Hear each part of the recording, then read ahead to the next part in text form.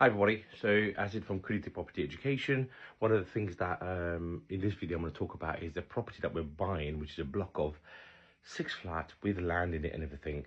And it comes to light that there is an issue with one of the tenancies. So it's all rented and it's producing income already, although at a lower rate because the landlord typically tends to not want to rock the boat, so keep the rents quite low. But out of the 6, as part of the title split, obviously we break them up, we refinance them, use the rents, and obviously improve the rent as we go along. But as part of this purchase, one of the tenants come to light during the legals that one of the tenancies is actually a protected tenancy, which means that they have very special rights over the building and how much we can actually do with this tenancy, if you like.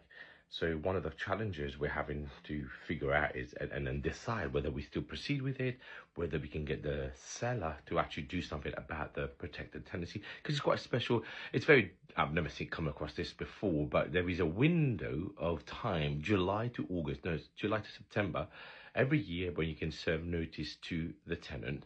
The notice is obviously restrictive, but there is a way that you can actually serve notice for them to vacate, and there has to be specific rules and reasons about why you want them to vacate. So plan A is to basically see whether the seller will do this, and actually because she's actually selling and that's her reason for serving the notice. Plan B would be then to decide actually whether we still buy this thing or not.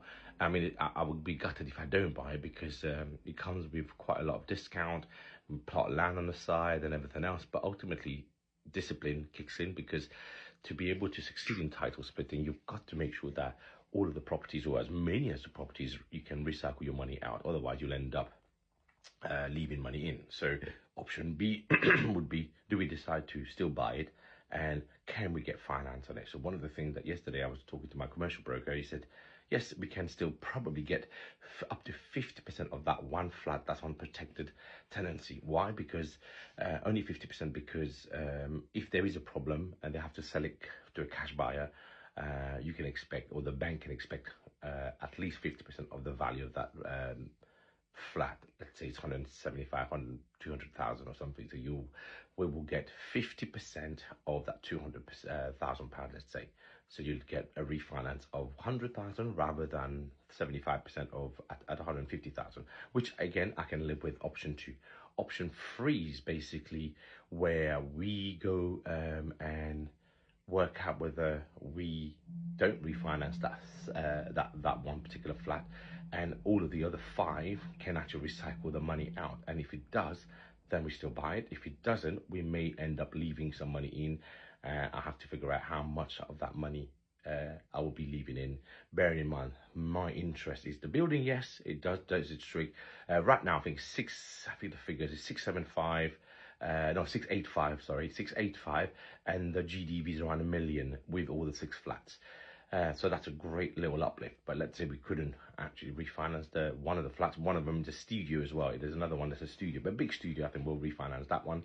But this particular one with the protected tenancy, if we don't refinance it, do we have enough of a margin on the 5 to take out all of our money? And my guess is probably we're not far off.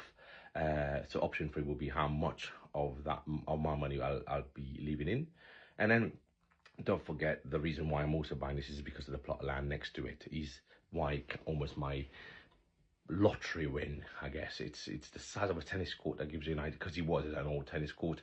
And so we should be able to get planning for another block of 6 flats on there or something. So that's my win on the side. So if that works to plan, but I still need to work with route A, which is just a building, because we may not get planning. That's an assumption that I also have to calculate. But route 1 is, do we buy it and we can only refinance at most 5 flats, well, one of them is a big studio, or 6 flats, half of the 6th flat as a 50%, because it's on protected tenancy.